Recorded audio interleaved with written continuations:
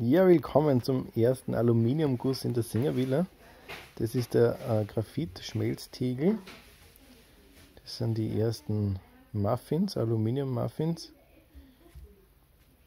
Da ist einer mit einem Lunker und einer Nasen noch dran. Aber die sind an sich tipptopp geworden. Der Tiegel hat nominell 6 Kilogramm. Ich habe es gemessen, es gingen ungefähr 500 Milliliter rein. So, jetzt schauen wir mal zur Feuerstelle, wo wir das gemacht haben.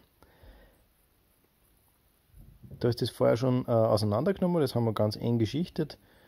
Trockene Buchenscheiter.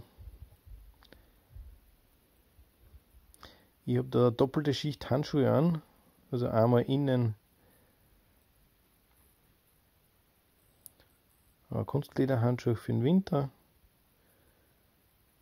und einmal Lederhandschuhe zum Schweißen. Ich habe die Zange vorgeheizt.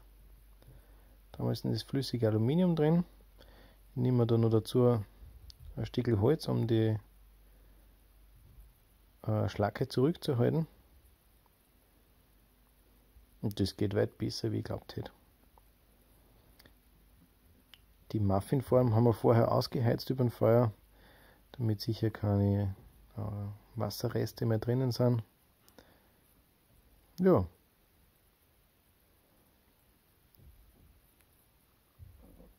Bin an sich sehr zufrieden mit den ersten Ergebnissen. Den Tiegel stelle ich wieder zurück ins Feuer, der kann dort noch ein bisschen abkühlen und dann wieder auf ein Holzbrett gestellt, um vorsichtig abzukühlen. Ich hätte da keine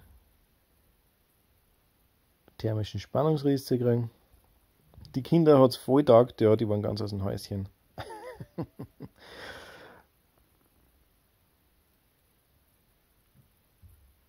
Da sieht man noch richtig, wie schön glänzend das die sind.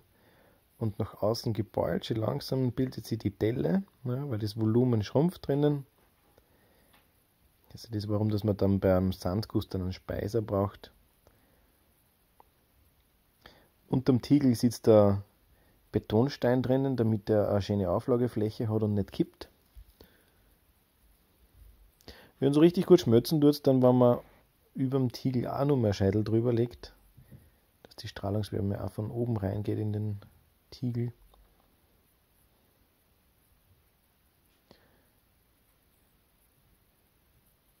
Ja, die ganze Aktion hat vielleicht dauert eine Stunde ungefähr, bis man mal gescheiter Feuer zusammenbringt. Dann ein bisschen warten, bis das Zeug einschmilzt. Eingeschmolzen haben wir übrigens Aluminiumdosen, also Getränkedosen und Reststücke von Solarprofilen.